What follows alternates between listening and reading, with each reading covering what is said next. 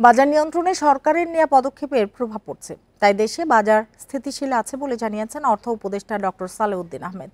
তবে সব পণ্যের দাম একসাথে কমানো সম্ভব নয় বলে মন্তব্য করেন তিনি।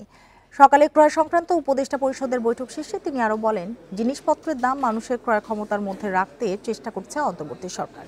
এই জন্য সময় মতো আমদানি ঠিক রাখতে নিয়মিত ক্রয় সংক্রান্ত কমিটির বৈঠক হচ্ছে, যাতে পণ্যের ঘাটতি না হয়। উপদেষ্টা বলেন, সব জিনিসের দাম একসাথে কমানো সম্ভব নয়, মানুষকেও এটা মেনে নিতে হবে। আলুর দাম নিয়ে কিছু চ্যালেঞ্জ ছিল, যা কেটে গেছে। ক্রয় সংক্রান্ত বৈঠকে তেল, মসুর ডাল ও এলএনজি কেনার সিদ্ধান্ত হয়। বৈঠকে নতুন বছরের বই কেনা প্রসঙ্গেও সিদ্ধান্তের কথা জানান অর্থ উপদেষ্টা। Double million offer Walton fridge কিনে পেতে পারেন 20 লক্ষ টাকা, রয়েছে কোটি কোটি টাকার নিশ্চিত উপহার। আপনারা খালি দেখেন যে আলুর দাম বেড়ে গেছে, অন্যগুলিতে সাশ্রয় হয়েছে। একটা জিনিসও একটা মানুষের একটা বাজেটের দিকে দেখেন। আপনি 1000 টাকা নিয়ে যান, কোনোটা একটু বেশি হবে, কোনোটা কম হবে, কোনোটা দামবে কমবে। এখন যদি প্রত্যেকটাতে কমতে হবে, ওই রকম যদি অ্যাটিটিউড নেন তবে কিন্তু ডিফিকাল্ট। বাজার এমন একটা জিনিস, একটা কমবে একটা বাড়বে।